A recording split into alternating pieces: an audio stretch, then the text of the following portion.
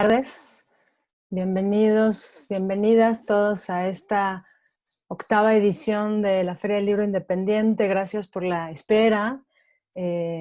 Estamos muy contentas de estar aquí. Yo estoy muy contenta en esta octava edición que lanza la Asociación de Editoriales Mexicanas Independientes, la EMI, junto con el Fondo de Cultura Económica y los 60 sellos editoriales, que hemos trabajado durante muchos años con mucho esfuerzo para hacer consecutivo el esfuerzo de poner a circular al libro. Esta feria también se ha hecho en colaboración con el antiguo Colegio de San Ildefonso y con la red de librerías independientes, así como con la editorial Tinta Limón.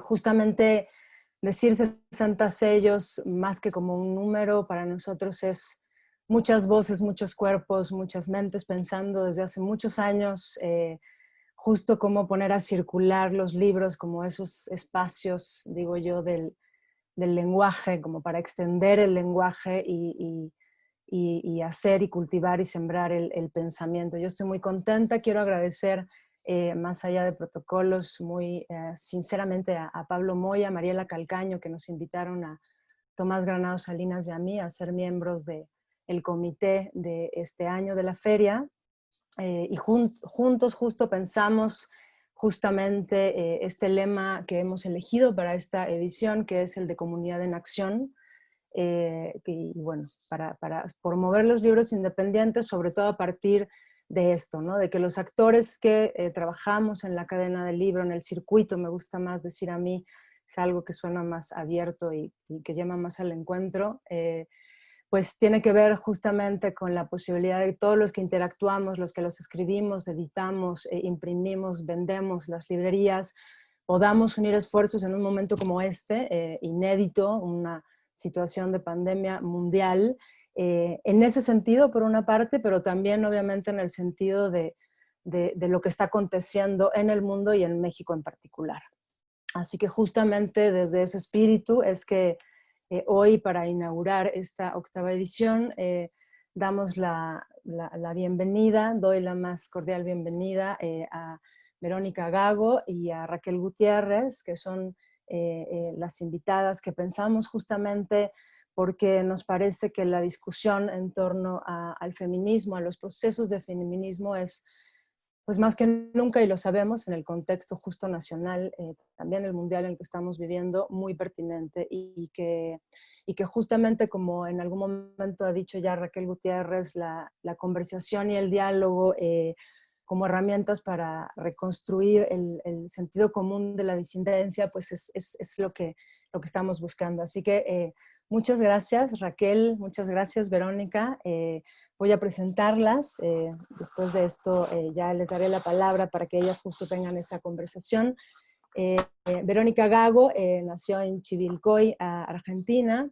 Ella estudió Ciencia Política y Ciencias Sociales en la Universidad de Buenos Aires, donde ahora es docente de Economía Internacional y también es profesora de la Universidad Nacional de San Martín e investigadora del Consejo Nacional de Investigaciones Científicas y Técnicas. Forma parte del colectivo argentino Ni Una Menos en Buenos Aires y ha sido parte del colectivo de investigación militante Situaciones. Es autora de La razón neoliberal, economías barrocas y pragmática popular y de La potencia feminista o el deseo de cambiarlo todo. También es editora de La Internacional Feminista. Gracias, Verónica. Y Raquel Gutiérrez es matemática, filósofa y socióloga mexicana que vivió muchos años en Bolivia y ha participado en diversas luchas comunitarias, indígenas, populares y feministas en diversos continentes. Ha apoyado con mucho entusiasmo muchos proyectos independientes también. Actualmente ella es profesora e investigadora en el posgrado en Sociología de la Universidad Autónoma de Puebla. Es parte del área de investigación, entramados comunitarios y formas de lo político, y entre algunas de sus publicaciones están Los ritmos del Pachacuti, movilización y levantamiento indígena popular en Bolivia, y Desandar el laberinto, introspección en la feminidad contemporánea. Su libro más reciente, Horizontes comunitario populares, antagonismo y producción de lo común en América Latina, recoge algunos de los ensayos escritos por Gutiérrez en los últimos años. Así que gracias por esta conversación para seguir reconstruyendo.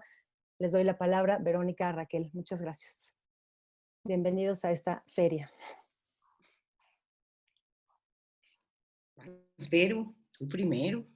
Bueno, muchísimas gracias, Andrea, y muchísimas gracias a todas los organizadores de la feria. Sabemos que es un esfuerzo enorme en este contexto sostener la feria.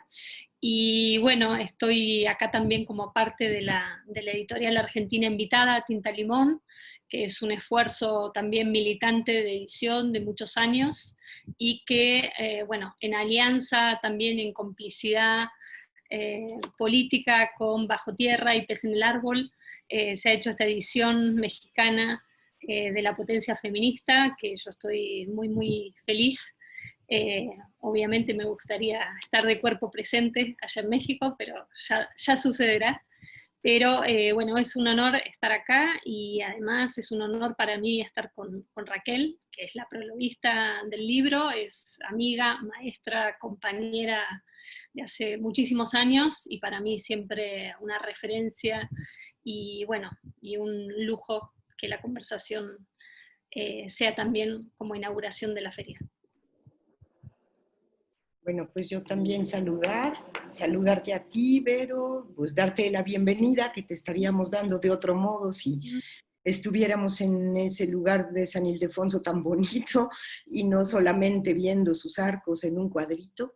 Y bueno, agradecer muchísimo a Andrea y a todas y todos los que hayan estado interviniendo en la inauguración de esta Feria del Libro Independiente. Yo me siento realmente muy, muy honrada de poder pues comentar ahora el trabajo de Vero Gago, y me siento también muy contenta de que esa haya sido el libro que se haya escogido para inaugurar este espacio de debate, de diálogo, de conversación que habrá en los siguientes días, porque realmente es un libro que a mí me parece que es muy útil, muy pertinente, y que poder ahora tener este espacio para difundir las ideas y tener a la propia Vero para pues que nos comparta sus certezas, sus intuiciones, sus dudas, en fin, es algo muy valioso. Bueno, yo lo primero que quería contar, un poco para compartir con quienes nos están viendo o con quienes verán esta conversación después, es que es un libro, digamos, hecho al calor del proceso feminista en Argentina en los últimos años, pero al mismo tiempo es una trama de conversaciones, de acciones que exceden, digamos, al contexto nacional, a Argentina, aunque está muy situado en lo que fue la dinámica política, digamos, vinculada a lo que se conoce como el movimiento Ni Una Menos, que es un movimiento muy amplio, que tomó las calles, digamos, de manera muy contundente, muy masiva, que fue acumulando durante varios años, ya llevamos 5 años, si tendríamos que poner una fecha, de unos ritmos y unas formas de organización que, bueno, creo que muchas coincidimos en que han marcado un ciclo, una nueva época en la movilización feminista, que por supuesto tiene muchísimos hilos, muchas historias, muchas trayectorias, muchas genealogías, pero que de alguna manera en el último tiempo ha inundado todo, ¿no? Nosotras acá hablamos mucho de esta metáfora acuática de la marea feminista, por esa imagen del desborde, y también esa imagen de que es una experiencia, digamos, que no ha dejado lugar sin conmover. Por eso hablamos, ha alterado lo que sucede adentro de las casas, en las plazas, en las escuelas, en las universidades, en los sindicatos, en los lugares de trabajo, en las formas en cómo pensamos nuestras propias historias y nuestras propias vidas.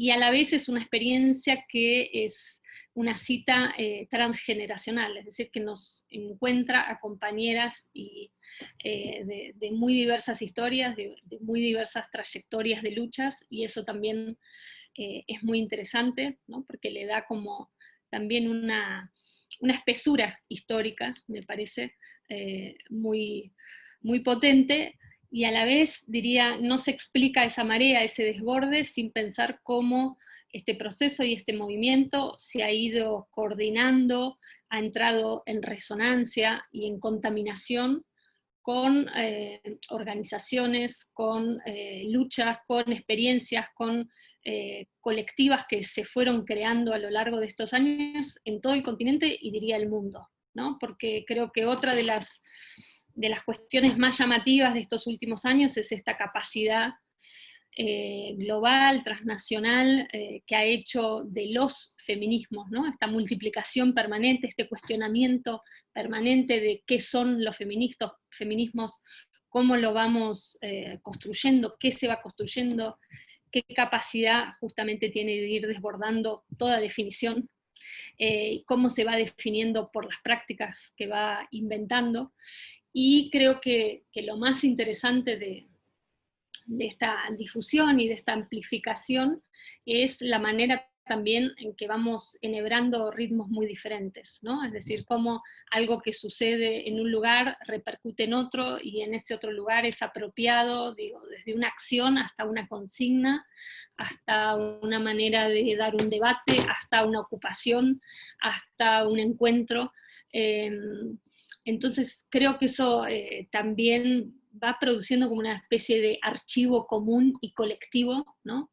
De imágenes, de palabras, de consignas, de contraseñas, ¿no? que logramos entender y traducirnos, y creo que eso también nos ha dado la experiencia muy concreta de sentir una fuerza en común, ¿no? Es de ver imágenes de movilizaciones en uno y en otro lado, sentir esa especie de repercusión de lo que cada una, en términos personales, en términos colectivos, en términos de movimiento, va haciendo, y saber que eso afecta en otros lugares, que conecta con otras compañeras, que da que pensar y al mismo tiempo provoca en otros lugares, y que vamos amasando de alguna manera, ¿no? Ese movimiento, esa marea que tiene, insisto, ritmos distintos, que tiene momentos de ebullición en un lado y momentos por ahí de lentitud, o de ralentizarse, o de sentir que hay un repliegue en otro, y bueno, creo que es una experiencia que el libro, digamos, de alguna manera, es parte de ese proceso, es un experimento al interior de ese proceso, y una forma, una voz, una manera de narrarlo, que toma algunas de esas cuestiones muy vividas.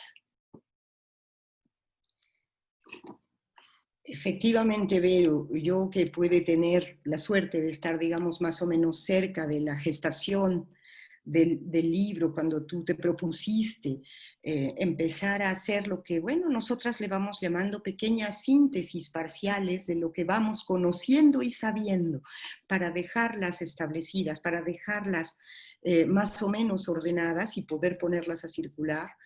Creo que hay varias ideas allí que son de mucha utilidad, o al menos a mí me han sido de mucha utilidad, y ahora que tenemos esta posibilidad de hacer esta conversación de modo público, me gustaría comenzar a poner algunas de las preguntas que tú te haces para que vayamos conversando, ¿no? Hay una de las preguntas que Vero, bueno, sobre la que Vero reflexiona mucho, que es una pregunta que puede parecer bastante filosófica, pero es totalmente concreta, es una pregunta inmediata y es una pregunta fértil. Vero se pregunta en algún momento temprano del libro, muy al comienzo, ¿qué puede un cuerpo? ¿Y qué puede un cuerpo?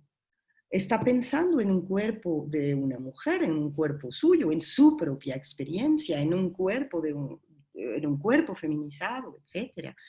A través de pensar y de sentir y de reflexionar la experiencia esa que hemos compartido en muchos lugares del continente en los últimos 5 años, de haber vuelto a estar todas juntas y juntas en la calle haciendo una enorme cantidad de cosas y aprendiendo además una experiencia que es, y parece un poco reiterativo, un poco pleonasmo, pero aprendiendo una experiencia de acuerpamiento no exenta de tensión, de ninguna manera exenta de tensión, pero finalmente una posibilidad de converger, de actuar, de resonar, y otro conjunto de verbos que Vero va barajando, y va barajando no solo porque sea muy lista, que lo es, sino porque ha vivido esos momentos y ha participado y ha empujado con su propio cuerpo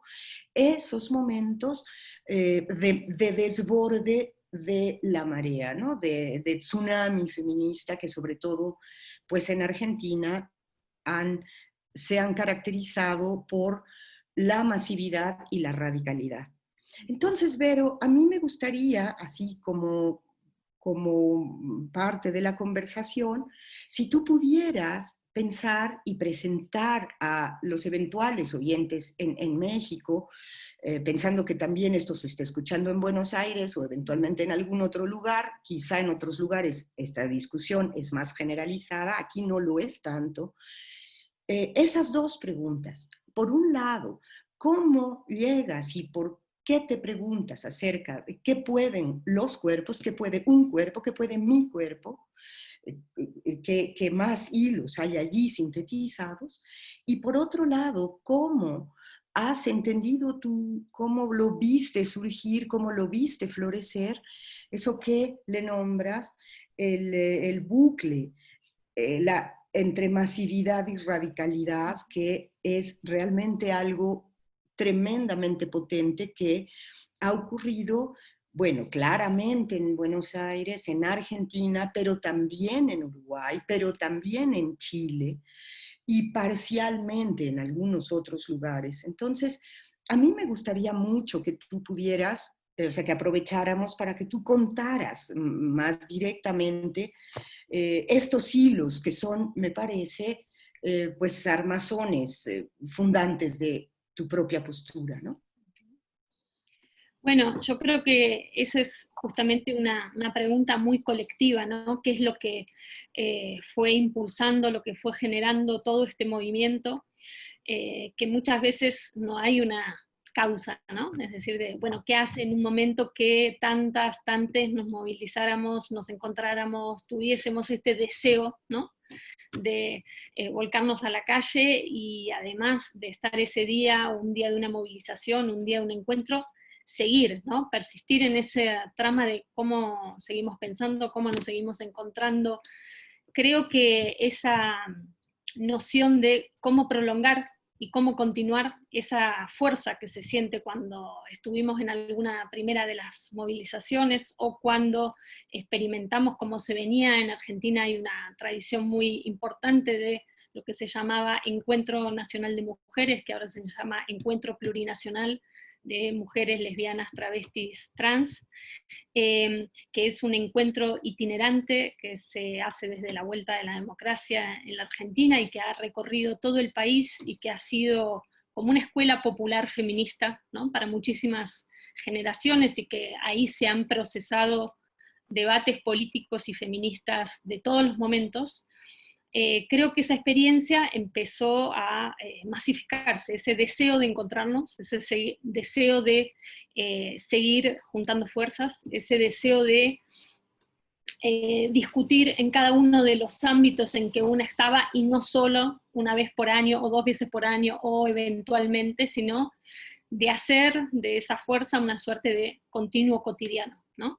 Creo que desde el 2015, cuando acá empiezan las movilizaciones más masivas, arranca en el 2016 una organización de mucho trabajo y de mucho esfuerzo en todos los lugares para la construcción primero de un paro nacional, que es en el año 2016, contra en ese momento el gobierno de Mauricio Macri, el gobierno ultra neoliberal que teníamos en ese momento, y la dimensión, digamos, organizativa nos sorprende a todas, ¿no? La capacidad de repercusión que tiene esa medida de fuerza, que es una manera, creo, bastante novedosa de responder al femicidio, ¿no? Es decir, es organizar una huelga en respuesta a un grito de ya basta frente a la violencia femicida, pero al mismo tiempo movilizar una forma de lucha que no es tan evidente como es una huelga para responder al femicidio, ¿no? Creo que la conjunción de esos hechos llama bastante la atención. De hecho, siempre recordamos que en los medios de comunicación decían ¿qué tiene que ver una huelga con un femicidio? ¿No? Como si estuviésemos componiendo cuestiones que no se relacionaban, y la verdad es que eso fue muy potente porque fue lo que permitió impulsar no solo una escena de duelo por ese femicidio en particular y por todos los que se venían anunciando y que cada vez se hacían más públicos y generaban más rabia, más bronca y más dolor, sino también ponernos en una situación de organización y de lucha. Entonces creo que esa dinámica fue tomando cada vez más cuerpo, justamente, fue tomando cada vez más la energía de todas y de todes, de cómo convertir ese dolor, esa furia, que nos la querían devolver como pura impotencia, en una capacidad de acción colectiva, en una capacidad que expresaba rabia y furia, pero también que se liberaba una potencia muy contundente, el hecho de poder organizarnos en términos políticos, ¿no? Y de ir pensando qué significan los feminismos como movimiento político. Y ahí la cuestión de la huelga, de llamar al paro, primero aquí en Argentina, que igual inmediatamente se transformó en un paro que no solo se restringía a Argentina, y después, a partir de los 8 de marzo de 2017 en adelante, empezar a trabajar en esa coordinación, ¿no? de esta medida que era en común, que es tener el 8 de marzo como una cita, pero que al mismo tiempo era la excusa, ¿no? para ir organizándonos en cada territorio, insisto, en cada escuela, en cada lugar de trabajo, en cada sindicato, en cada espacio barrial, comunitario. Ahí la huelga y esta forma de organización, digamos, bastante novedosa, era la que nos permitía hacernos en muy distintas escalas esta pregunta de ¿qué podemos? ¿Qué podemos cada uno y qué podemos como cuerpo colectivo? ¿Y qué vamos a hacer con todo este dolor y con toda esta furia y con toda esta, digamos, violencia que sentimos para convertirla, también para transformarla de alguna manera en una capacidad política, de organización, también en una manera de, digamos, procesar y elaborar de manera colectiva ese dolor, y al mismo tiempo de producir una comprensión, me parece, más profunda de por qué ese ensañamiento contra ciertos cuerpos, por qué esa violencia cada vez más profunda y cada vez más cruel contra ciertos cuerpos, por qué esa exhibición, además, tan generalizada, especialmente desde los medios de comunicación hegemónicos, con ese mensaje de ensañamiento hacia ciertos cuerpos de mujeres lesbianas, travestis, trans, no binarias, ¿no? Entonces, la pregunta era ¿qué podemos frente a esa violencia que nos quiere enmudecidas, que nos quiere impotentes o que nos hace cínicas frente a una maquinaria que parece no tener manera de ser detenida, ¿no? Entonces yo creo que la experimentación de qué podemos como cuerpo colectivo, como cuerpo común, es una experiencia frente a esa violencia, es una manera de comprender esa violencia de una manera que no nos deja en la pura parálisis, en el puro miedo, en la pura en el puro descreimiento también de nuestras propias capacidades de hacer algo frente a eso, y en ese sentido me parece que que hemos ido aprendiendo muchísimo en este proceso, tanto a la hora de nombrar y comprender esas violencias, como a la hora de, digamos, confrontarlas desde un posicionamiento político como movimiento feminista en toda la heterogeneidad, como decías, en todas las tensiones, en todo, digamos, el dinamismo que representa además un movimiento tan grande, ¿no? Y ahí me refiero a esta segunda cuestión que planteaba Raquel, de esta idea de cómo se combinan masividad y radicalidad, que para mí es un elemento como muy importante para caracterizar un poco la novedad de este momento, porque realmente nunca habíamos visto semejantes niveles de movilización, ¿no? Semejantes niveles de ocupación de calles, semejante transversalidad del debate y del acuerpamiento feminista en todas las instancias, y al mismo tiempo radicalidad en las maneras de querer repensarlo todo, desde la violencia contra los cuerpos de mujeres, lesbianas, travestis y trans, pero sin dejar de lado cómo eso tiene que ver con la violencia económica, con la violencia institucional, con la violencia colonial. Entonces creo que esa porosidad, digamos, de las discusiones y al mismo tiempo ese desborde, de nuevo esa palabra, ¿no? De dónde se discutían estas cosas y de que el feminismo empezaba a ser una discusión, digamos, para todas y todes en cada uno de los lugares, al interior de las propias organizaciones que nunca por ahí se habían preguntado de manera tan profunda sobre los feminismos, y sobre todo en una fuerza para las compañeras en cada uno de los lugares y para cada una de nosotras en sus propias experiencias, ¿no? Pues, Vero, pues es muy, muy interesante que tú ahora puedas, ¿no?, rememorar y compartir con nosotros. Yo pues invito a Andrea también a, si quiere sumarse a esta conversación, en el momento que ella quiera, pues intervenir. Nosotras tenemos un guión que podemos ir siguiendo, pero ella está convocada, abierta, y nos encantará también hablar, por supuesto, contigo, Andrea. Y bueno, me acaban de confirmar que las compañeras de lo que aquí en México se llama Frente Nacional Ni Una Menos, que han hecho la ocupación de la Comisión Nacional de Derechos Humanos desde el jueves de la anterior semana, y que han puesto otra vez en el tapete pues de la vida política y pública mexicana elementos, digamos, similares a los que tú estás hablando ahora, ¿no?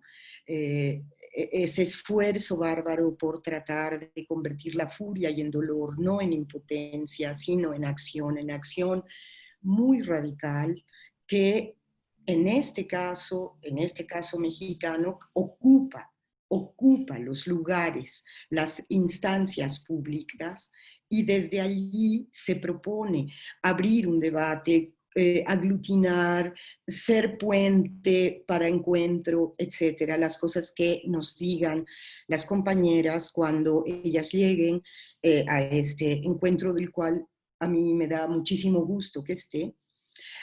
Me gustaría señalar que podríamos ir conversando acerca de cómo, si bien en países como los del Cono Sur, donde se mantuvo durante más tiempo viva la tradición de la huelga, la tradición del paro, fue esa herramienta de lucha, fue ese medio de lucha, digamos, ese modo de lucha, el que el feminismo logró reapropiar y abrirlo como una discusión.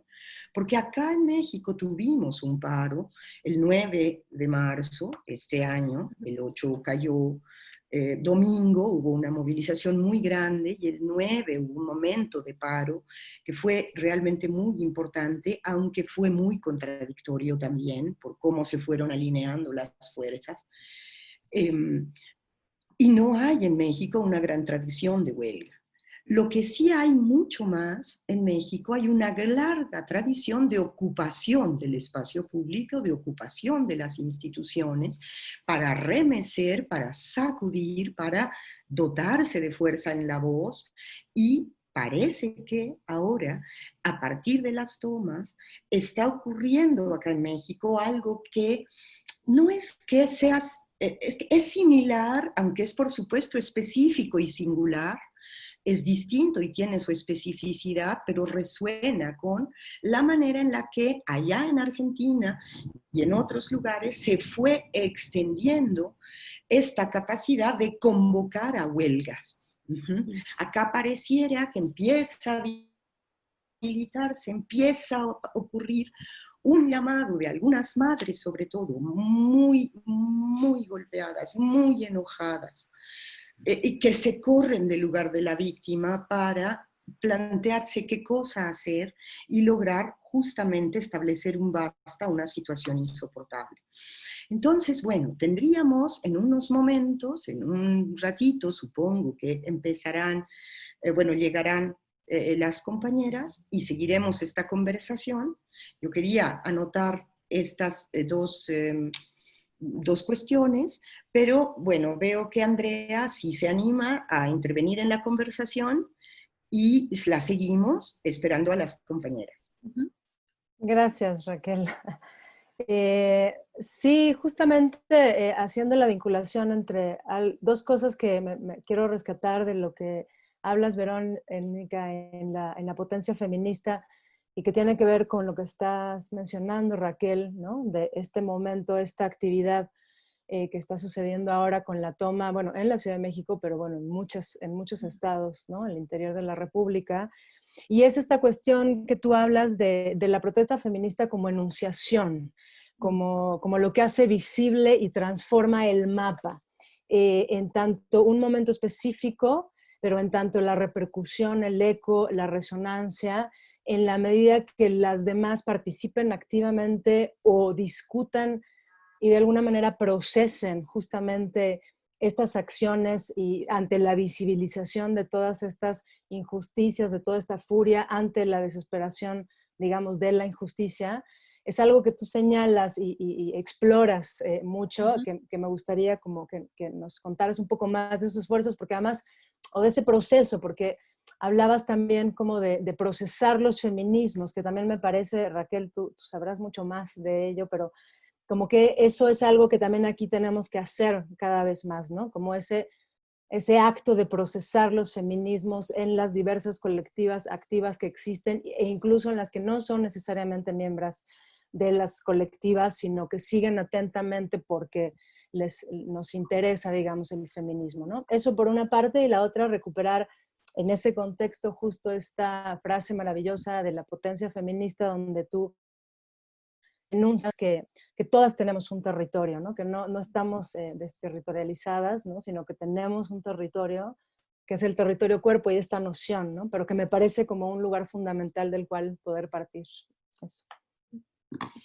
Bueno, muchísimas gracias, Andrea, porque me parece que se va también entretejiendo la conversación. Y bueno, empiezo por esto último que decías, lo del cuerpo-territorio, ¿no? Que es un concepto que, bueno, nosotras hemos escuchado acá de compañeras que están muy involucradas en luchas anti-extractivistas, sobre todo en América Central, y que nos ha llegado y nos ha impactado mucho como concepto. Digo, es parte de también de estos flujos de traducción, de apropiación, ¿no? Que llegan imágenes, que llegan en conceptos, y bueno, hacen sentido incluso en geografías y en contextos distintos, pero que incluso, digo yo ahí en el libro, lo trato de pensar y extender incluso para pensar la discusión del aborto, ¿no? Y por qué la discusión del aborto, cuando se da también en esta clave de tanta masividad, de tanta radicalidad, como se dio en el 2008 y el 2018, perdón, y la marea verde, como ahí también no se está hablando solo del cuerpo individual y no se está procesando solo en términos de derechos individuales, sino que se está pensando también en cómo afecta un cuerpo colectivo, pero además porque la importancia, por ejemplo, de las luchas indígenas para repensar las cuestiones históricas del feminismo han sido muy importantes, bueno, en todo el continente, pero en Argentina también en el último tiempo, y creo que eso ha movilizado algo que me parece muy fundamental, que no es tanto quién se define como feminista o como experiencia feminista a partir de una definición prehecha, sino cómo los feminismos se han reinventado y rehecho a partir de conflictos concretos. Yo creo que eso ha modificado un poco esto, como decís, el mapa y las sensibilidades, que incluso ha permitido que ciertas experiencias que nunca se nombraron feministas se pasen a nombrar feministas, o que reconozcan sus propias luchas en claves feministas, aun si no eran nombradas de esa manera. Entonces creo que eso ha ido ensanchando, ¿no?, lo que entendemos por feminismos, y que lo interesante ha sido cómo se ha ido armando una suerte de conexión y de cercanía y de proximidad entre luchas, donde el feminismo empezó a ser un código común, ¿no? No porque significara lo mismo, pero sí una sensación de amplificación, sí pasar por cuerpos y territorios esas conflictividades, y por lo tanto poner algunas claves en común que nos permitían justamente acuerpar, aún siendo de diferencias históricas en términos de trayectorias, de colectivas desde las que veníamos participando y demás. Entonces creo que esa sensibilidad que se ha ido construyendo, esa capacidad de ir planteando por ahí problemas históricos, pero en claves nuevas, gracias a los feminismos, ha obligado a cada uno de estos conflictos también a repensar sus estrategias de enunciación, sus alianzas políticas y sus maneras de organización, tanto al interior de los propios colectivos como a la hora de salir a la calle, ¿no? Entonces, en ese sentido, creo que cuando decimos los feminismos, estamos hablando de un mapa enorme, en ebullición, en permanente, digamos, redefinición, y sobre todo lo que me parece más interesante, y eso aquí en Argentina lo hemos visto mucho, muy contencioso también, ¿no? Una asamblea feminista es también compañeras que tienen mucha experiencia en la oratoria, compañeras que es la primera vez que se animan a hablar en la asamblea, compañeras que vienen de luchas sindicales, compañeras que vienen de partidos políticos, o sea, toda esa mezcla, ¿no?, con la capacidad de poner ciertas tramas de discusión en común orientadas por conflictos. Creo que eso ha sido una dinámica bien interesante, y en ese sentido se puede decir también que los conflictos en los que nos vamos involucrando y con los que nos vamos comprometiendo construyen territorio, ¿no? Nos hacen parte de un territorio también en común, y creo que esa suerte de conexión por luchas y por territorios le ha dado un dinamismo y una capacidad de meterse con cuestiones y con temas a los feminismos que antes por ahí quedaban más lejos o parecían no afectar directamente a cuestiones del feminismo. Y bueno, eso creo que también es parte de esa masividad de la que hablábamos antes, ¿no? Oye, Vero, y yo quisiera ponerte otro tema también allí en lo que esperamos la llegada de las compañeras.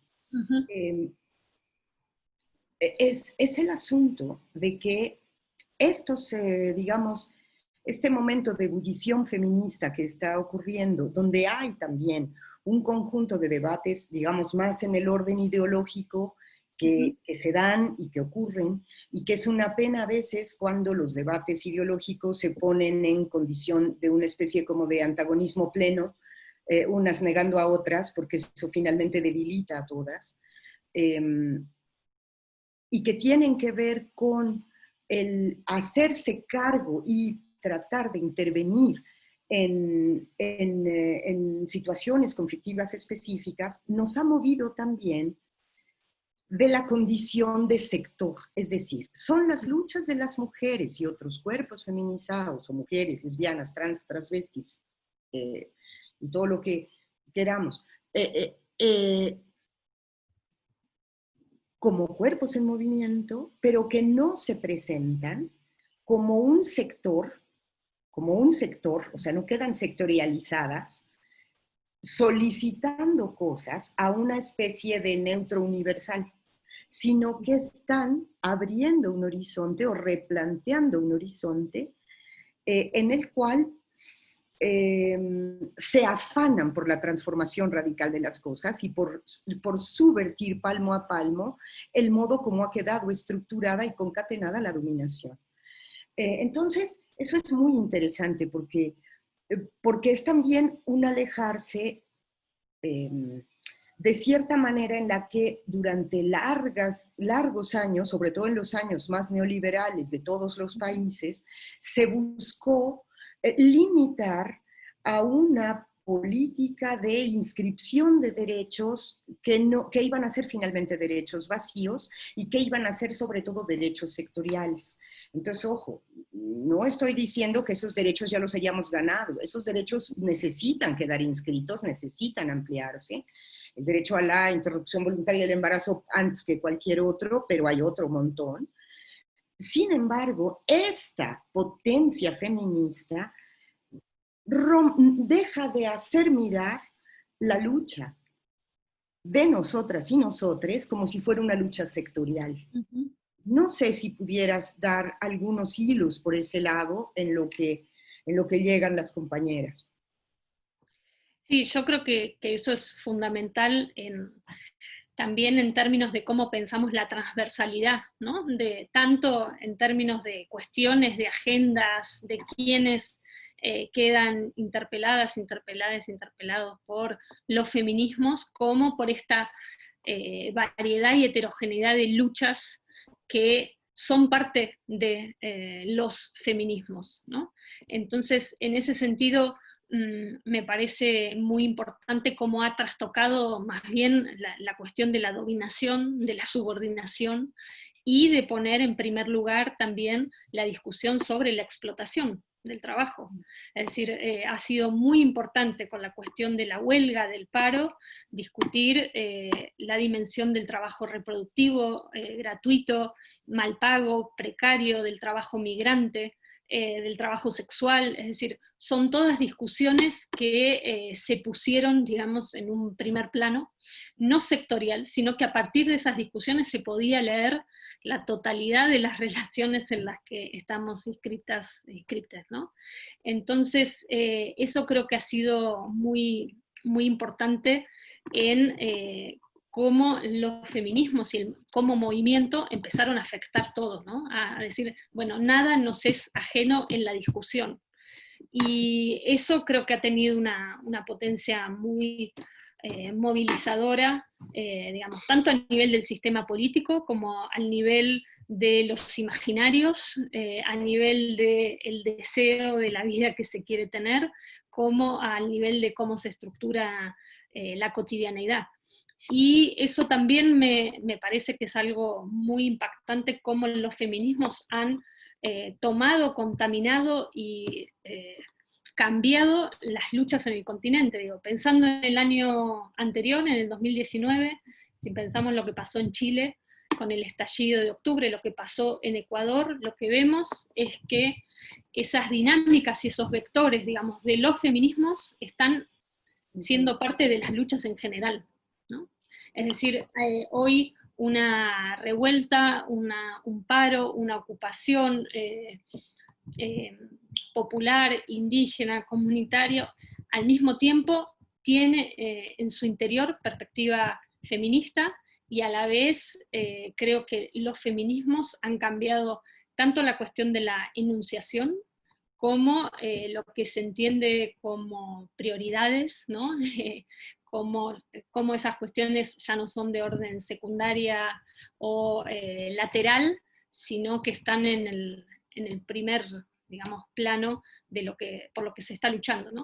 En ese sentido, bueno, acá tenemos muy, muy cerca y estamos aprendiendo mucho de lo que ha significado la revuelta en Chile, ¿no? Y el impacto que ha tenido el feminismo desde el 2018 con la revuelta estudiantil y lo que ha sido también la huelga feminista en Chile, y la capacidad de producir consignas que son consignas, digamos, generales, ¿no? ¿Cuál es la vida que merece ser vivida? ¿Qué significa estar contra la precariedad de la vida?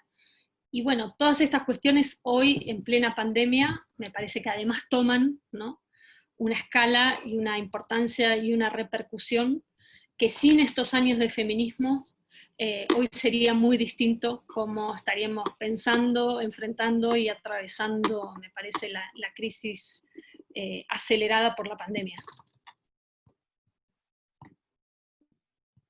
Completamente, Vero, completamente. Y bueno, quizá justamente en el hilo que estás diciendo, creo que, bueno, a ti también, a mí definitivamente, pero creo que a ti también, una de las influencias muy interesantes, muy importantes, que nos ayudó mucho a empujarnos a entender la profundidad de lo que es poner en el centro la reproducción, la garantía de reproducción material, afectiva, simbólica de la vida, pues fue Silvia Federici, ¿no? Fue Silvia Federici con ese empuje para transmitirnos un hilo de experiencia, de conocimiento que había quedado muy oscurecido y que después, en la segunda década del siglo XXI, cuando su libro se traduce al castellano, empieza a convertirse uno en un fenómeno de las editoriales independientes, para hacer alusión a la feria en la que estamos, pero además empieza a darnos un piso para desectorializarnos justamente, ¿no? Y desectorializarnos no como para tratar de plantear un hipotético otra vez las mujeres o un gran sujeto, pero sino para poder pensar una articulación y un acuerpamiento distinto que trata de impugnar y trata de colocar la garantía de reproducción material y simbólica, pues ponerla en el centro, ponerla en el corazón, ¿no?, de la discusión pública, y por eso empieza a ocurrir que se abre, digamos, la gama de aquello que tiene que disputarse, porque se tiene que disputar cómo llega el agua a las casas, cómo se educa a los niños, cómo se pone un límite a las violencias, qué tipo de cosa comemos, en fin, hay un montón de elementos que ahora podemos, digamos, enunciar de una manera mucho más clara, como para salirnos también de la trampa pues de la demanda al Estado para que te consagre algún don, sin negar la importancia de reclamar un montón de cosas al Estado. Estoy planteando un poco esto porque todavía no quería entrar a la siguiente pregunta que habíamos pensado, que tenía que ver con entender las luchas contra las violencias, que es también como tú la tratas en tu libro, cómo vas viendo que la potencia feminista va descolocando, que comienza como esta lucha que renace, que hace retumbar las calles de Buenos Aires y las calles de otras ciudades de Argentina contra esa epidemia de feminicidios que estamos viviendo, pues desde el norte hasta el sur, ¿no? Estoy esperando a que nos den aviso de si las compañeras ya estarán en la antesala o si todavía no, para que esa cuestión de las luchas contra las violencias podamos también quizá tejerlas con ellas, después de que las escuchemos. Voy a verificar, pero te cedo la palabra en lo que estamos aquí en espera, ¿no? Quiero retomar lo que decías de Silvia Federici, porque, bueno, ha sido desde Tinta Limón y en alianza luego con otras editoriales, muy importante la traducción y edición de su primero Calibán y la Bruja, que creo que se ha convertido en una suerte de hito editorial, y que es interesante en Argentina. Podemos dar fe de que se ha leído en muchísimos lugares, de que se han hecho grupos de estudio, fotocopias, ediciones de todo tipo para discutir y para conversar ese libro, que tiene imágenes muy poderosas, tanto históricas ¿no? De toda la narración de lo que significa el origen del capitalismo en relación al aniquilamiento de las subjetividades subversivas, como dice ella, de esas mujeres aborteras, parteras, médicas, jefas de sus gremios, con muchísimo poder político, ¿no? Y entonces creo que ahí Silvia nos da, digamos, herramientas muy precisas y que podemos arrastrar hasta hoy de lo que significa lo que ella llama el gran encierro, el gran confinamiento, ¿no? Porque en algún momento los hogares se convierten en ese lugar, digamos, de enclaustramiento, donde el trabajo doméstico queda inmediatamente desvalorizado, queda asociado a mandatos de género familiaristas, a un modo del sexo reproductivo y normativo. Entonces creo que ahí hay imágenes muy importantes que se han difundido y discutido muchísimo, además de que Silvia hace un trabajo militante, creo, con sus palabras, y entonces no se cansa de viajar, de dar charlas, de ir a asambleas, bueno, de compartir también su experiencia, y creo, por ejemplo, de que su lectura militante y su experiencia con la campaña por el salario doméstico en los años 70 se pone en conexión y en conversación con las discusiones actuales y con la realidad de América Latina, pero también todo lo que ella ha estudiado de su experiencia en África en los 80 y lo que significa, por ejemplo, la deuda externa. Bueno, para mí, para nosotras, creo que es un aporte clave la forma en que ella ha pensado la cuestión del endeudamiento como un dispositivo, ¿no? De obediencia y un dispositivo de reinvención permanente del capital y de ampliación de las fronteras, digamos, de extracción de valor. Entonces creo que, por ejemplo, una de las cosas que desde el colectivo Ni Una Menos, en alianza con otras compañeras, hemos impulsado en los últimos años, es una politización justamente de lo que significa el endeudamiento de los hogares. Y por eso decimos vivas, libres y desendeudadas nos queremos, como una manera de ir, digamos, enlazando conceptos, demandas, pero también imaginarios de qué significa decir que nos queremos vivas, que no es simplemente que no nos maten, sino que es una experimentación de la libertad, y es una discusión de qué significan esas libertades vinculadas a autonomía económica, por ejemplo.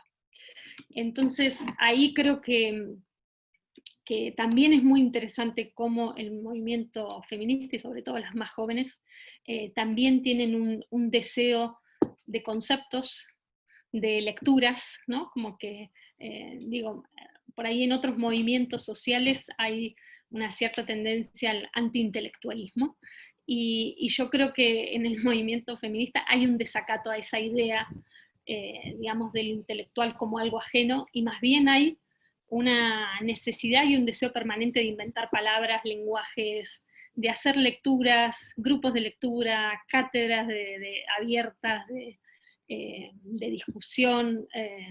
No sé, eso me parece que es algo muy vivo, que tienen que ver mucho las iniciativas de edición militante. Hay mucha editorial feminista produciendo panfletos, libros, insisto, grupos que se juntan a leer y a discutir. Y creo que eso porque también está inventando permanentemente una gramática para nombrar las propias prácticas y para ponerle conceptos y para producir imágenes de lo que se está haciendo, ¿no? Desde fanzines hasta libros, desde grafitis hasta consignas, ¿no? Entonces ahí creo que hay también un alto modo de cultivar las palabras, ¿no? Con los gestos y las palabras desde los feminismos bueno, que son muy importantes, porque es también toda una dimensión performativa, que es una manera de traducir experiencias y ser como reapropiadas de geografías bien distintas, ¿no? Sí, yo aquí diría que a ver, justo esto que estás diciendo de Federiche y que estaba mencionando también Raquel, bueno, en la pandemia, digamos, ¿no? Justamente se ha exacerbado o se ha visibilizado, digamos, ya a un modo extremo, ¿no?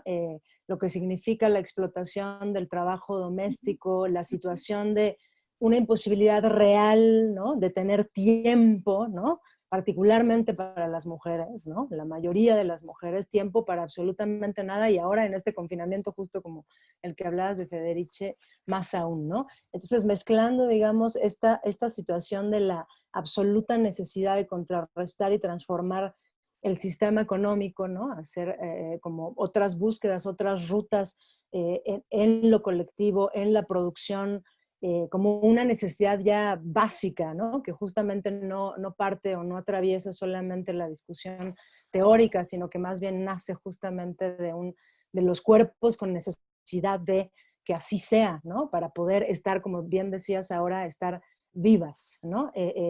Yo ahí retomaría una frase también, me parece maravillosa tuya, que cuando dices que entre la imposibilidad y el deseo, o de la conjunción de la imposibilidad y el deseo, surge la imaginación más radical para inventar formas de parar, y yo diría, y de sustraerse, y de resistirse, y de inventar, ¿no? Y me parece que en esta complicada, que no es tan fácil como forma de cómo empezar a transformar eso, ¿no? Como un gran sistema, pues esa es una manera, ¿no? Como juntar esa imposibilidad con los propios deseos, ¿no?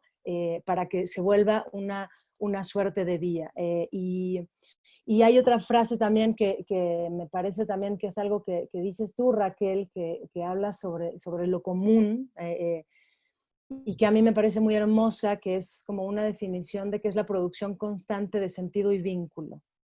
Y que me parece que engarza justamente con esta misma conjunción de la imposibilidad y el deseo, como una suerte de apertura o de espacio que necesitamos dar en nosotras mismas, en la sociedad, en el imaginario, para poder llevar a cabo y transitar en pues en esta construcción que estamos haciendo, ¿no? De los nuevos territorios, de los procesos que queremos habitar de alguna manera. Y bueno, eso digamos que es complicado, ¿no? La lucha es ardua, a veces es dolorosa, ¿no? En este momento, seguramente ahora lo dirán las compañeras, bueno, pues no es una discusión teórica, no es miel sobre hojuelas, sino que pues está siendo un enfrentamiento, un confrontamiento también, porque y a eso quiero llegar, y con esto nada más termino, que hay muchísimo, todavía la sociedad necesitamos como un sentido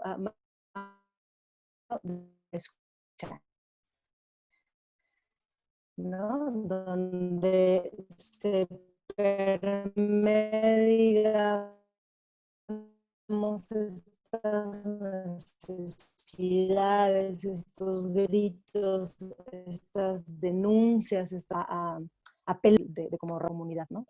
Creo que es fundamental esa vía.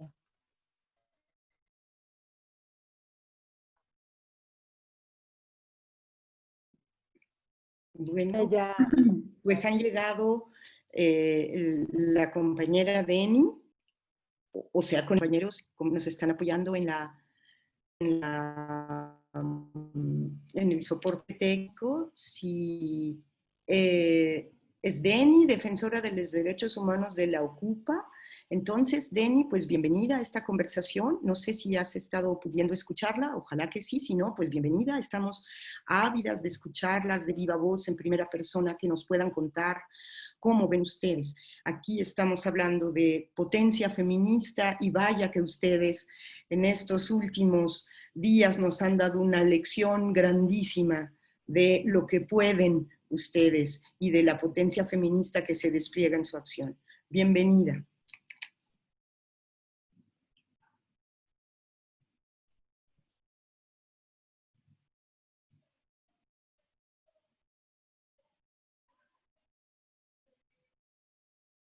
No sé si escucha, ahorita están corroborando la conexión, me parece.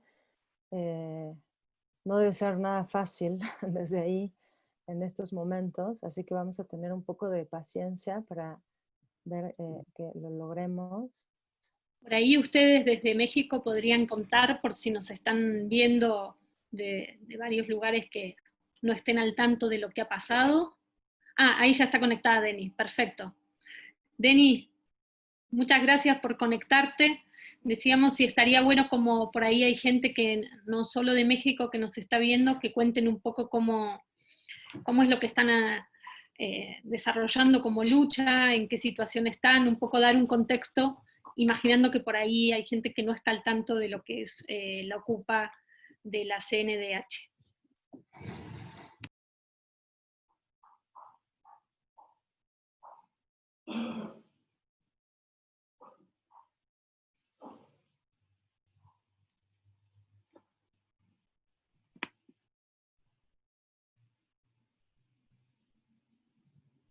No se oye.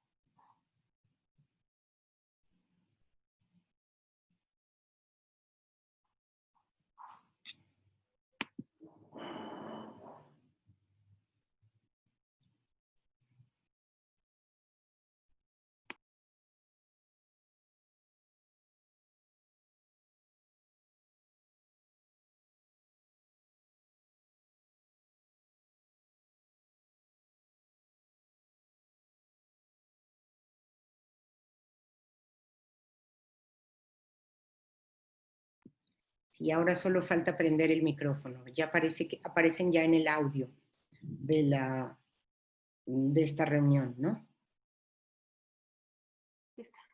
Listo. Adelante, te ¿Hola? oímos. Sí, te oímos. Ya me escuchan. Aquí quédate conmigo, ¿vale? Hola, compañeras. Es que tenemos un poco de problemas con la conexión, pero ya me escuchan, qué bueno.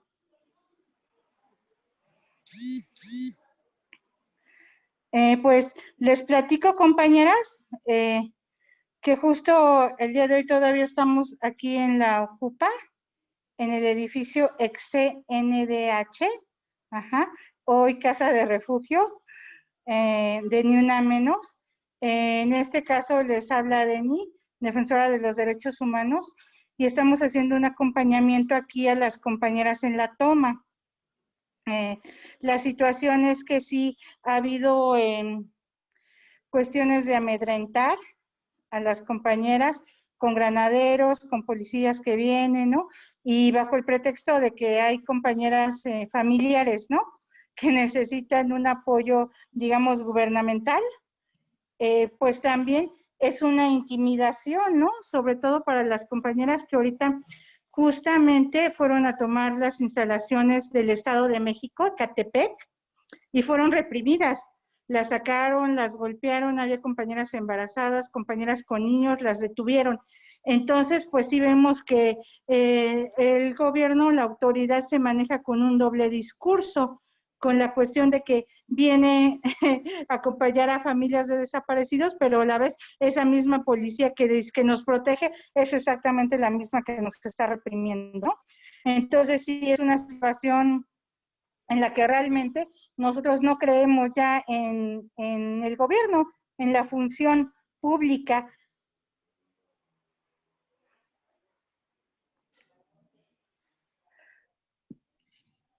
Deni, si tú pudieras contar más o menos, como un poco te decía Vero, está transmitiéndose también en Buenos Aires y bueno, suponemos que hay personas conectadas de otras partes.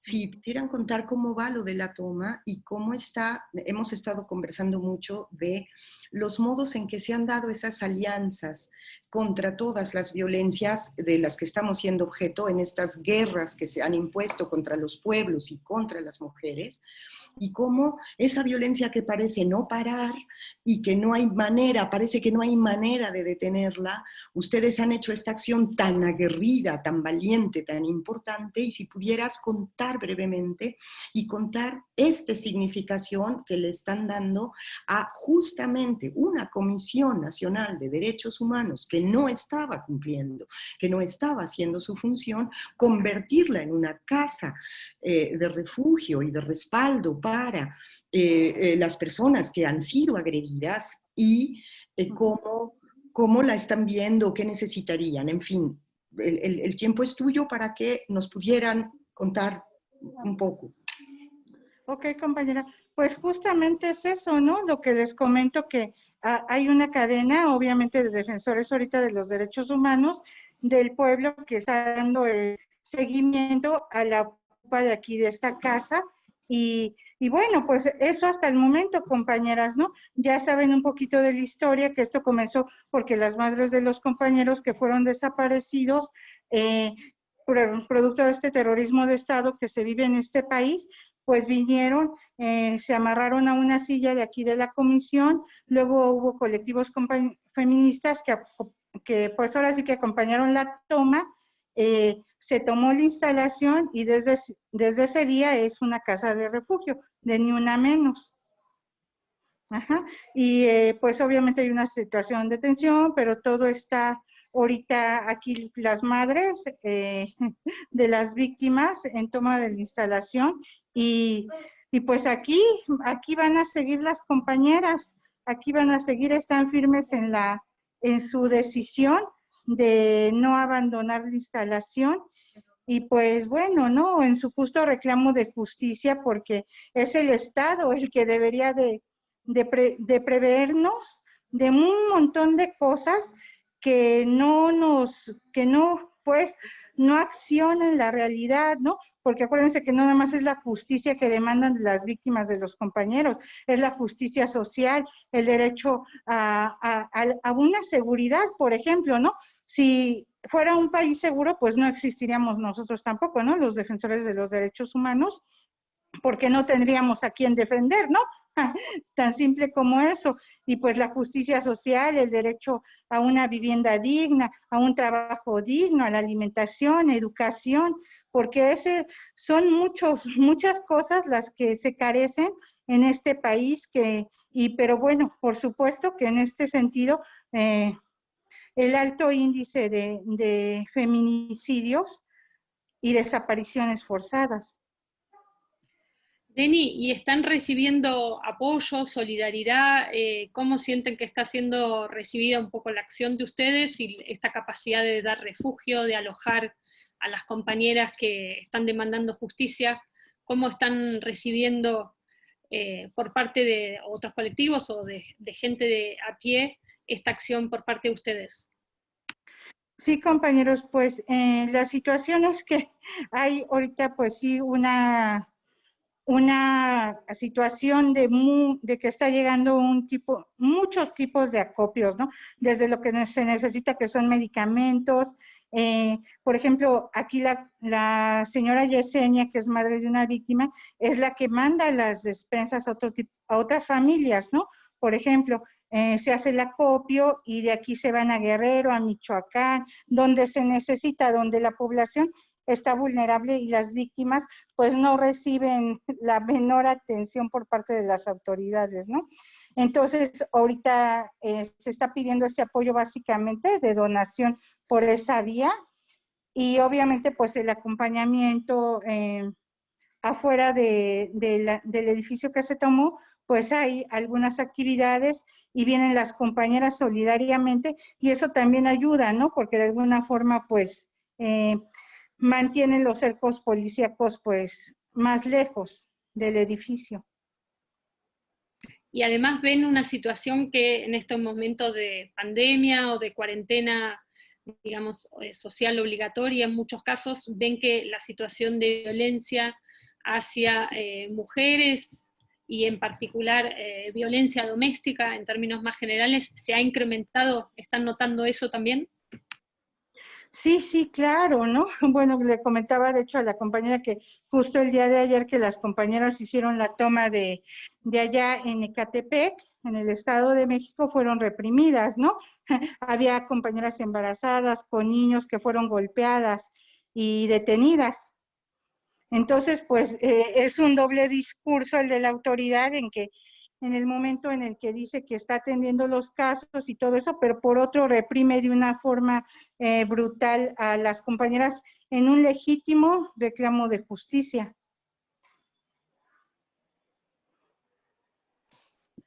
Compañera, y yo tenía una pregunta. Digo, se ha sabido en los últimos, pues no sé, 2, 3 días que hubo este acercamiento con la Secretaría de Gobernación y se presentó un pliego, ¿no? Un pliego donde ustedes expresan lo que creen que tiene que pasar, ¿no ve? Eh, ¿Cómo convocaríamos, ¿no? ¿Cómo convocarían ustedes a que nos acuerpáramos de modo más amplio para que logremos poner un fin a estas múltiples violencias? Sí, claro, compañera, pues el primer paso, como siempre, es la organización, ¿no? A los distintos modos que existen dentro de nuestra lucha social, ¿no? Por ejemplo, desde las compañeras anarquistas que aquí sostienen Acuerpando con el Bloque Negro, las madres de familia, ¿no? Sí, tiene que ser un grupo, de una forma organizado y con una demanda, ¿no? Con una demanda única y universal que es esa, ¿no? Justicia y seguridad. Pues muy bien. Andrea, no sé si tú tienes. Bueno, yo en realidad más bien no quiero preguntarles, sino decirles que, bueno, pues estamos con ustedes, estamos profundamente con ustedes, las apoyamos. De hecho, les agradecemos, digamos, su fuerza y esta palabra que acabas de usar del acuerpamiento, que más que nunca es real, es poderosa. Así que bueno, aquí estamos. Lo que preguntaba Raquel es fundamental en el sentido de que podemos servir de muchas maneras para ir replicando la voz de lo que ustedes quieran y necesiten transmitir, que hay muchas maneras y esta organización de la que tú hablas, pues se puede dar de muchas, ¿no? Entonces, pues eso, ¿no? Mi agradecimiento y el agradecimiento creo de todas es lo que yo quería decir. Bien, gracias. A ustedes, compañera, y pues ustedes comprenderán que en esta situación pues es un poco difícil a veces conectarse, ¿no? Por ejemplo, en la mañana hubo una situación en la que tuvimos que replegarnos y todo porque estaba todo rodeado y etcétera. Entonces, es a veces dificultoso poder conectarnos. Nosotras agradecemos muchísimo que hayan hecho este esfuerzo de conexión en esta situación, pero nos parecía también una posibilidad de poder escucharlas, de poder difundir lo que están haciendo y también saber que desde otros países, digamos, estamos atentas a lo que ustedes van diciendo, a lo que se va publicando, a lo que van comunicando.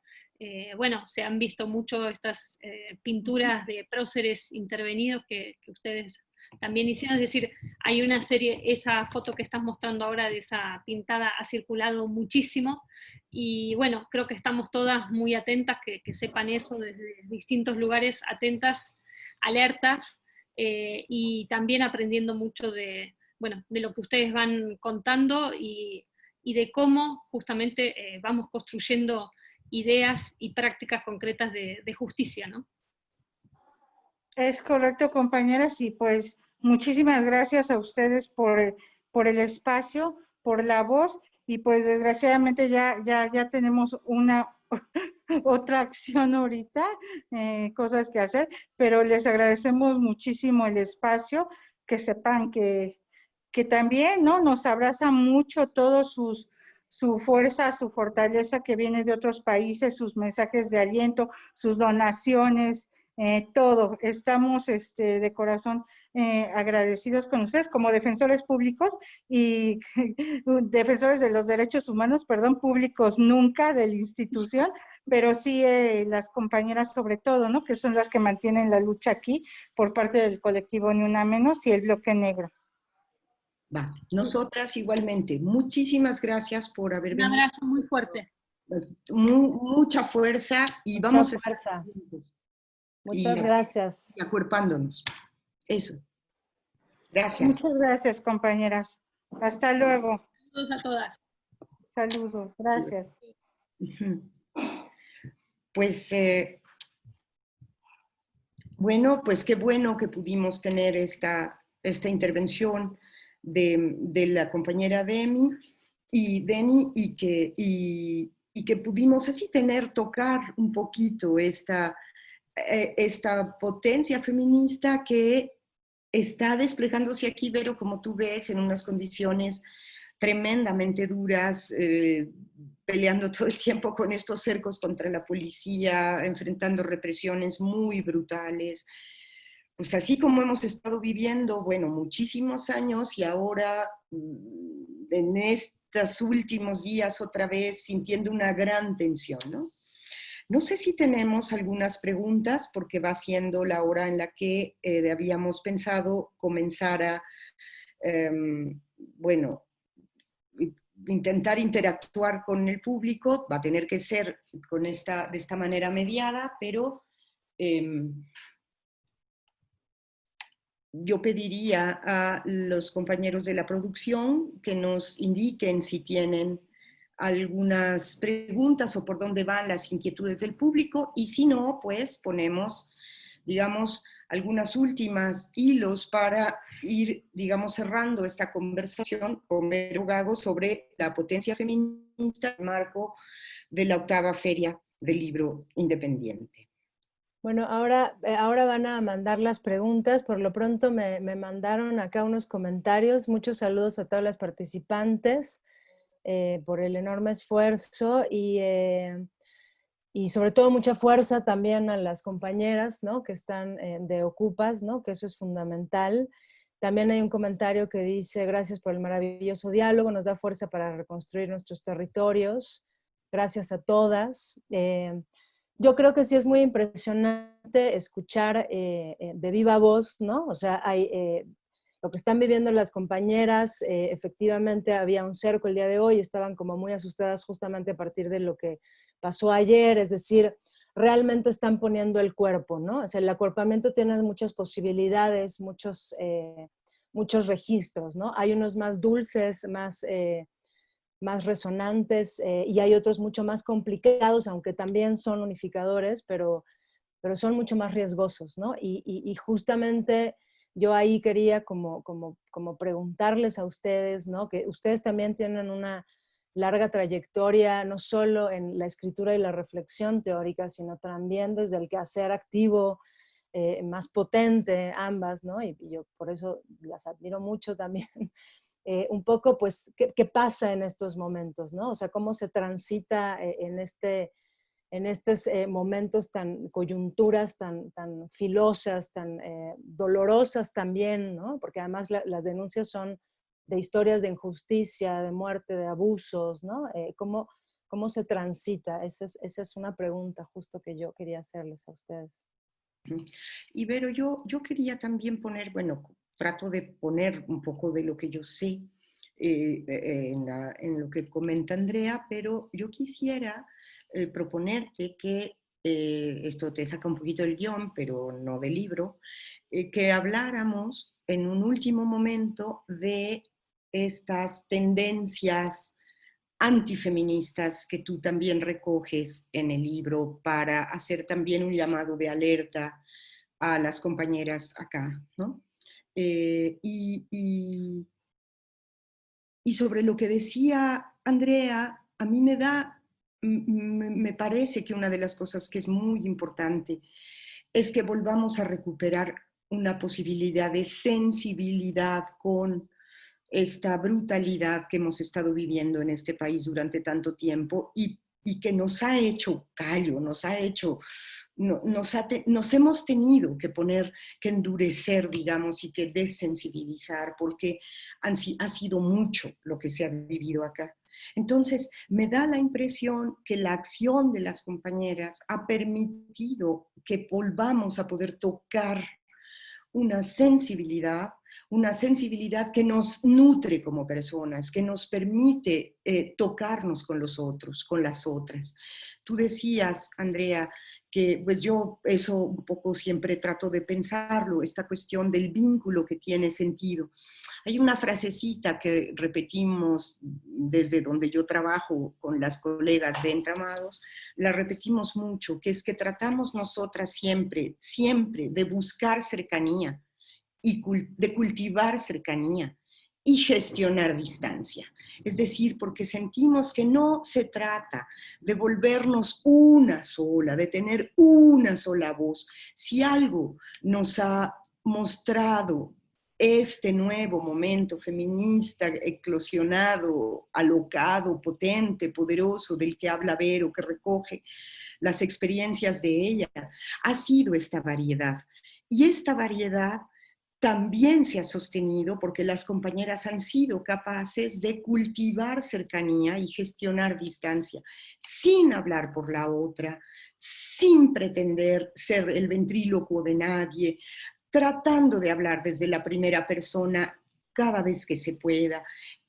Es decir, tratando de converger para que podamos sentirnos y luchar y que podamos restablecer mínimos de confianza tan rota en este país tan difícil. Entonces yo te contestaría un poco que la experiencia que tengo yo en eso es esa, ¿no? Y bueno, le daría el paso a Verito para que, pues entre otras cosas, también si nos pone parte de lo que ella ha averiguado. Bueno, creo que una de las frases que digo son frases, pero que también son parte del lenguaje político que intenta procesar esto que ustedes traen y que se ha difundido muchísimo, es esa que dice, si tocan a una, tocan a todas, ¿no? Como una manera de alerta feminista, ¿no? Que va moviéndose también, pero que tiene la capacidad de ir poniendo la atención sobre ciertos conflictos, sobre ciertas compañías en ciertos momentos y tratar de movilizar todos los recursos posibles alrededor de ese conflicto que convoca a otras y a otros a que presten atención, a que produzcan visibilidad, a que reúnan fuerzas. Creo que esa suerte de sistema de postas, ¿no? De que va canalizando energía y visibilidad a los conflictos y a la vez pidiendo prestado la fuerza a otras también para en ciertos momentos poder sostener ciertas situaciones, para poder hacer frente a ciertas coyunturas difíciles. Creo que es un ejercicio, digamos, siempre costoso, pero interesante de cómo se ha ido desplegando y desarrollando en esta misma clave que no diría que es solo solidaridad, ¿no? Creo que es un poco más que solidaridad, es esa sensibilización en común que, por supuesto, no aplana, ni alisa, ni vuelve homogéneas todas las situaciones, pero sí que nos permite, digamos, conectarnos y construir esta, acá la frase también que se usa mucho es alerta feminista, ¿no? Capaz todas de señalar en un momento una situación de urgencia, un conflicto que requiere de todas y de todes máxima atención y compromiso, ¿no? Entonces creo que ahí hay una manera, ¿no? De ir movilizando fuerzas, energías que ha sido bien importante, y bueno, lo que cuenta Deni y lo que cuenta en parte de esas experiencias, creo que también pone esa pregunta, ¿no? ¿Cómo nos convocamos cada vez alrededor de compañías que están tomando una iniciativa, que están presentando de manera pública una situación de injusticia y que le están poniendo el cuerpo y que están reclamando, digamos, de otras formas de acompañar, ¿no? Y que también es una invención, cómo se acompañan esos procesos, sin sustituir, sin subordinar, sin querer representar nada, ¿no? Pero al mismo tiempo haciendo fuerza común. Y respecto de la pregunta que ponía Raquel sobre estas cuestiones que yo en el libro le llamo la contraofensiva, ¿no? Las fuerzas reaccionarias que de alguna manera vemos desplegarse también como manera de reacción a esta fuerza de los feminismos. Bueno, acá de manera muy evidente como respuesta conservadora, con fuerte sesgo de fundamentalismo religioso en la cuestión del aborto, pero también que son, digamos, maneras en que se intenta, digamos, concentrar y también capitalizar un deseo de normalización frente a la incertidumbre de los momentos que estamos pasando, ¿no? en los distintos países y en esta coyuntura, me parece, de crisis en particular. Entonces, ahí creo que hay distintas estrategias con que se ha atacado a los feminismos y que se ha intentado, ¿no?, que sean ahora el nuevo enemigo interno, ¿no? Como una especie de poner ahí la culpabilización de la desestructuración de los hogares, de la falta, digamos, de disciplinamiento de los más jóvenes, es decir, se empieza a culpabilizar ciertas experiencias de desobediencia, de desacato, de insubordinación, que los feminismos, digamos, han producido también en su atmósfera, ¿no? que permite experimentar con práctica, con deseos, con intuiciones sobre lo que se desea como vida, que bueno, que por supuesto alteran a los poderes más conservadores y que, digamos, no están dispuestos a ceder sus privilegios. Entonces, creo que ahí también tenemos que estar muy atentas de cómo se va reestructurando esa contraofensiva que vemos en el continente de manera muy, muy tenaz. Aquí hay una pregunta, Vero y Raquel, dice, hola, saludos a todas, quisiera preguntar, ¿qué opinión tienen sobre la reciente discusión entre aquellas que no quieren incluir a trabajadoras sexuales y o mujeres trans en los espacios organizativos y que incluso señalan la interseccionalidad como la culpable de desdibujar a la mujer como el sujeto del movimiento feminista? Esa es la pregunta.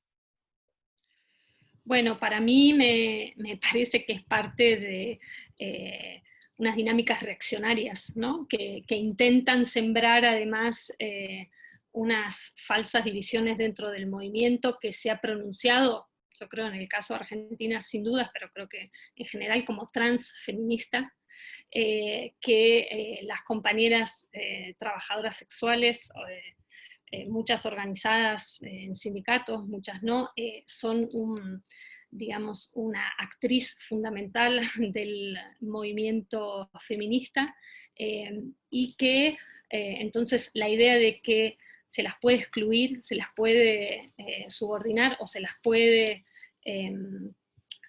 poner a alguien a calificar sus acciones, me parece como parte de estas dinámicas reaccionarias. Creo que además es una tendencia que ha sucedido casi de manera orquestada y al mismo tiempo en varios países a la vez, ¿no? Estas de las apariciones de grupos llamados RADFEM, ¿no?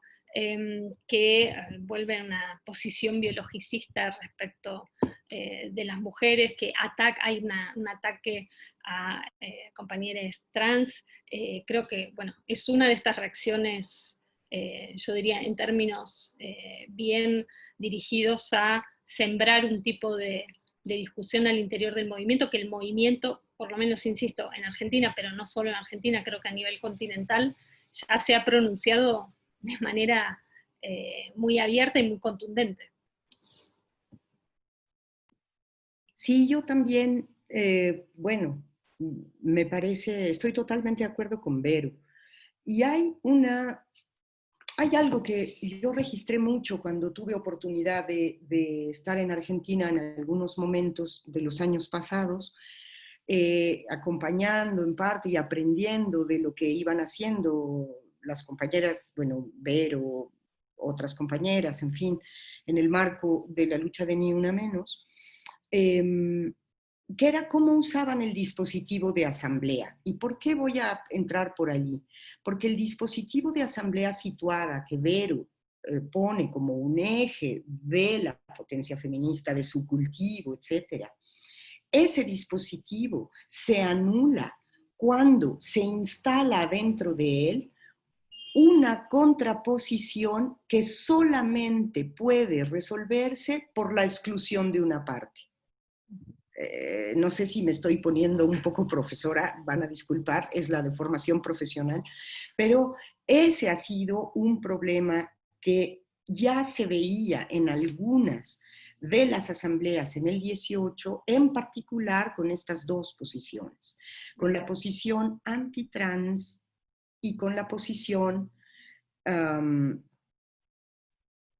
abolicionista de la prostitución, que no quiere reconocer de ninguna manera y bajo ningún concepto el asunto de la venta del cuerpo de la mujer como trabajo, o sea, para su uso sexual, pues, ¿no? Entonces, es un problema muy grande porque ahí se instala un binarismo excluyente entre quién está a favor y quién está en contra, que es absolutamente concordante con el modo como se nos ha estado imponiendo una política en la que así se hacen las cosas. Es decir, hay un principio de simetría, digamos, de parecido, que es tremendamente peligroso. Esto no tiene nada que ver con que no valgan las posturas que sostengan el que quieren un separatismo radical y quieren instalar la reivindicación de las mujeres en cuanto tal, o que hayan posturas que critican con mucha claridad y con mucha fuerza la condición de prostitución, sobre todo de la trata. Esto no tiene nada que ver con eso. El problema es cuando esas posturas solo pueden presentarse en antagonismo excluyente con otras. Entonces, hay un nivel del debate ideológico que es muy saludable y que tenemos que seguir. Pero el problema es cuando en el dispositivo de la asamblea, es decir, en el dispositivo de ir logrando articular posiciones distintas y buscar equilibrios que nos permitan generar fuerza común, se nos presentan estas posturas en las cuales es o blanco-negro y además unas excluyendo a las otras.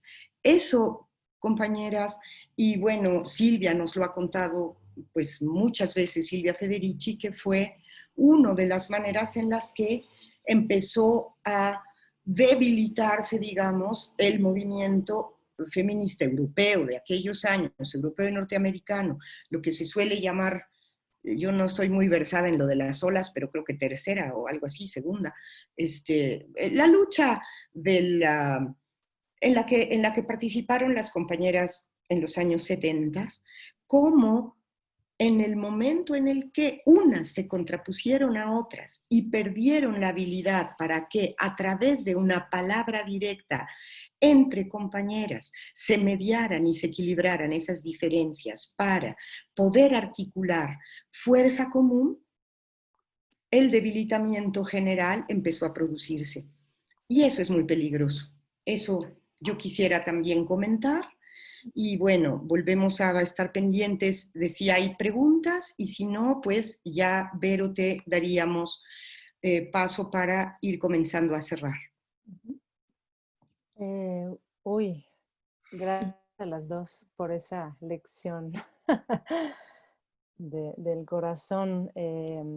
Yo quisiera hacerles una pregunta que tiene que ver, también es algo que nos hemos estado preguntando entre algunos grupos, colectivas muy diversas de mujeres, que tiene que ver con el confinamiento, que es una pregunta constante, ¿no? O sea, ¿cómo nos acuerpamos justo a la distancia, ¿no? Porque de alguna manera este estado de las cosas también ha implicado pues una limitante, una rigidez, ¿no? O sea, como que hay un lado en donde inevitablemente por la pandemia estamos haciendo en cierto sentido el juego del capitalismo, ¿no? Ante la imposibilidad de contactarnos, ¿no? Entonces nos preguntamos sobre las maneras de encontrarnos, recuperar nuestros cuerpos en estas condiciones. Creo que no es una pregunta fácil, pero esa es una pregunta que, bueno, puede quedarse o no ahí para que la vayamos pensando entre todas, pero la quería socializar. Y bueno, pues no sé si alguna de ustedes quiere agregar, Vero, para cerrar, Raquel, para cerrar. Bueno, yo justamente por esto que decís,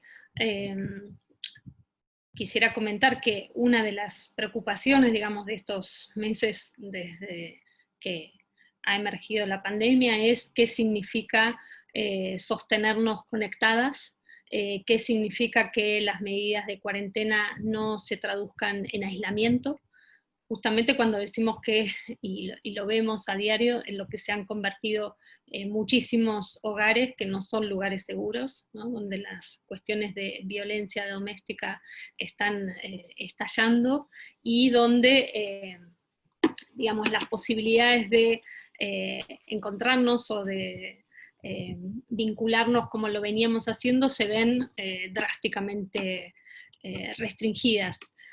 Frente a esto, aquí en Argentina se han hecho algunas acciones, algunas fue, por ejemplo, un ruidazo contra el aislamiento y contra la violencia, y sobre todo para decir no estamos solas, no estamos aisladas.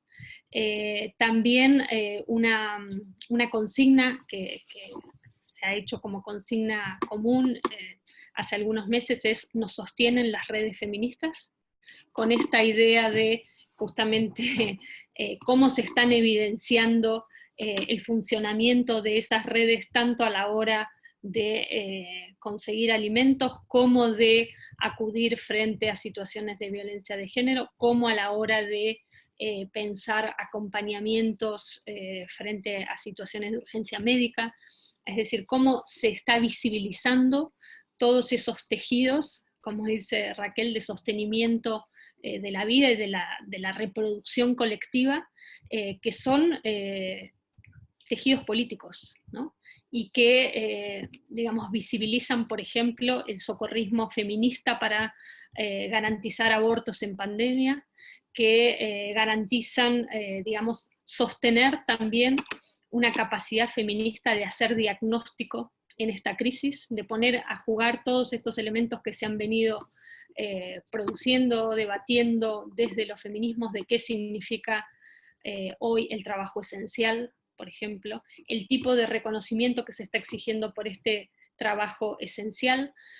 Acá hay una discusión muy amplia de que este trabajo no puede ser significado de abnegación, sobre todo para las mujeres que están sosteniendo estas tareas, de que se está reclamando derechos y salario para estas tareas, pero además se está discutiendo los mandatos de géneros asociados, porque hoy se difunde, digamos, esta idea de, bueno, las mujeres se están cuidando, las mujeres lesbianas, travestis, trans son las que están poniendo el cuerpo, pero el riesgo es también un confinamiento en mandatos de género sobre la responsabilización individual de la crisis, que recae, como sabemos, sobre ciertos cuerpos. Entonces, bueno, yo creo que hoy hay mucho esfuerzo en seguir conectadas, en seguir acompañándonos, en seguir produciendo voz y diagnóstico desde nosotras y nosotres,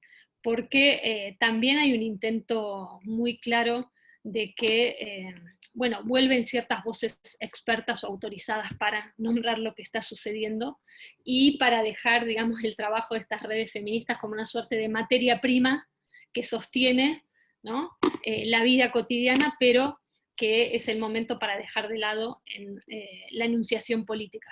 Entonces creo que ahí hay una batalla que está siendo en este momento muy fundamental, y que además nosotras estamos caracterizando que hoy la vivienda se ha convertido en uno de los principales terrenos de batalla, tanto por la cuestión de lo que significa el precio de la renta, del alquiler, y los desalojos, como por todo el tipo de trabajo que se está concentrando al interior de los hogares, como la cuestión de las violencias, como lo que significa este confinamiento, pero también por parte de quienes no están teniendo posibilidades de tener una casa y están quedando en situaciones de calle o en situaciones de ocupaciones de tierra. Entonces hay toda una serie de, digamos, de debates que están a cargo hoy del feminismo y que están siendo fundamentales en cómo pensar la crisis, en cómo atravesar la crisis y en cómo imaginamos futuros a partir de esta situación que está siendo muy dura y muy difícil. Gracias, Y yo Vero. coincido con esto y veo otro peligro, que es este peligro de que el conocimiento experto se está imponiendo a través de lo que fue la brutal inoculación de miedo, sobre todo en marzo y abril. Nosotros ya habíamos vivido un ejemplo previo cuando tuvimos el H1N1 en el año 2009, de esa sensación de peligro, de esa sensación brutal. Y mientras más tiempo pasa, se va uno dando cuenta que nadie sabemos. O sea, no sabemos nosotras, pero no saben tampoco nadie, no saben ellos, etc. Es decir, esta es una situación inédita y hay un modo de gestionar que a mi juicio sí tenemos que comenzar a disputar de manera más clara, más ordenada, en fin.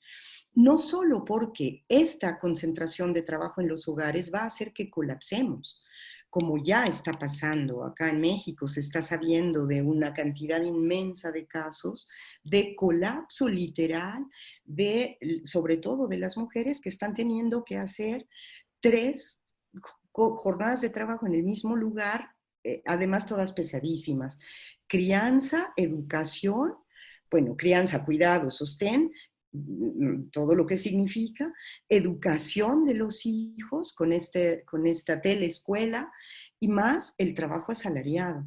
Entonces, verdaderamente hay una intensificación inusitada de la explotación del trabajo y de la explotación de las energías vitales. Me atrevería a decir que de toda la sociedad, pero principalmente de las mujeres que están en condición de sostenimiento, de mujeres y otros cuerpos que están en esa condición. Entonces, la importancia de recuperar la voz, la importancia de volver a articular un conjunto de asuntos para disputar la gestión de los asuntos públicos de manera que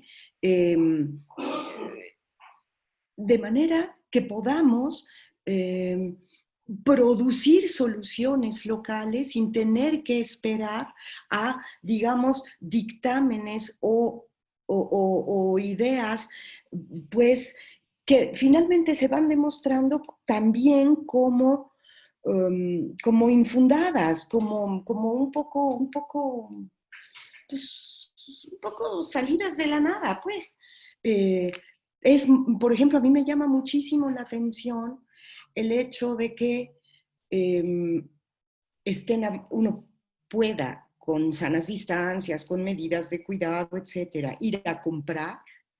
Es decir, que estén abiertos ya los lugares donde se están realizando las mercancías y está acabando el proceso de valorización, que estén abiertas muchísimas de las empresas, Vero mencionaba esta cuestión de la discusión de qué es esencial y qué no es esencial, pero que no estén abiertas las escuelas, que no esté discutiéndose cómo abrimos las escuelas para intercalar, para cómo utilizamos otros espacios públicos, para poder estar de manera no tan agobiada, en fin, es terrible la manera en la que sí ha cundido, a mi modo de ver, acá y en algunos otros lugares donde veo, este estado de ánimo parcial o muy obediente que, sin embargo, aquí en México, como han mostrado las compañeras que hablaron, las compañeras que han construido en este momento de pandemia una casa refugio, que se están ocupando de repartir alimento, etcétera, que están tratando de gestionar cosas, son asuntos que nos competen, y es fuerza feminista la que lo está poniendo en entredicho, al menos en algunos países, y en México no es la excepción. Entonces, de alguna manera tenemos que aprender a gestionar estos miedos al encuentro, de alguna manera tenemos que administrar el riesgo que querramos tomar y, bueno, avanzaremos, sostendremos y yo tengo la impresión de que no se desdibujarán estas experiencias que nos han atravesado en los últimos 5 años y que parte del esfuerzo de conversaciones como esta, que tratan de ir poniendo alguna clave sin ningún afán de establecer últimas palabras, sino de permitir que entre muchas organicemos nuestras experiencias vitales y nombremos lo que nos pasa y tratemos de ser capaces de enlazarnos con otras, es el camino que nos permitirá a la larga o en el próximo o mediano plazo revitalizar nuestra capacidad de disputar los modos en que organizamos la reproducción de la vida, porque en los que estamos viviendo se están mostrando como insoportables. Eso yo diría como palabra para cerrar y volver a agradecer. Y pues, Andrea, muchísimas gracias por todo el esfuerzo, a los compañeros y compañeras que hayan estado en el sostén y en la producción, muchísimas gracias también, y por supuesto a Vero, un enorme abrazo, y dejo yo la palabra para que ustedes puedan cerrar. Muchísimas gracias. Muchísimas gracias, Raquel, también por todo el trabajo de conectar a las compañeras y que Deni haya podido estar, me parece que ha sido súper rico. Gracias, Andrea, bueno, a Nancy y a todos quienes están detrás, y también como parte de Tinta Limón, decir que estamos muy contentes de ser la editorial invitada de esta feria independiente, y que, bueno, es un honor, y también como parte de esta trama, digamos, editorial, sabemos que esto se continúa, así que muchísimas gracias por la invitación colectiva y por la invitación por mi libro en particular. Bueno, pues muchísimas gracias también a Gisela García por de Bajo Tierra, ¿no? Que fue también parte de la conexión, como nos decía Raquel. Muchísimas gracias, Verónica Gago, muchísimas gracias, Raquel Gutiérrez, profundamente haberlas escuchado y estar en este diálogo me parece que pues, es una de las herramientas fundamentales para reconstruirnos y, como decías ahora, Raquel, para nombrarnos y volver y seguir tramando esta potencia. Muchas, muchas gracias. Muchas gracias a todas y todos los que estuvieron escuchando. La feria continuará pues con muchas actividades, muchas presentaciones editoriales muy importantes, muy interesantes. Pueden consultar la programación en la página de la feria, www.feriadelibroindependiente.mx, la página de Facebook, también ahí se va a estar proyectando.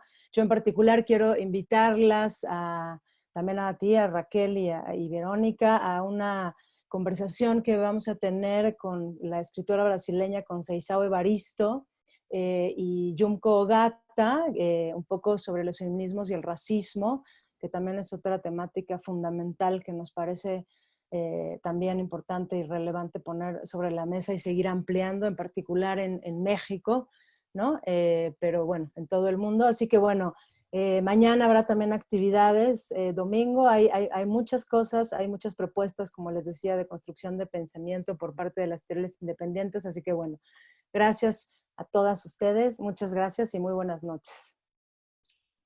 Abrazo y muchas gracias. Hasta luego. Hasta luego, buenas noches. Que descansen, gracias. Gracias. Adiós.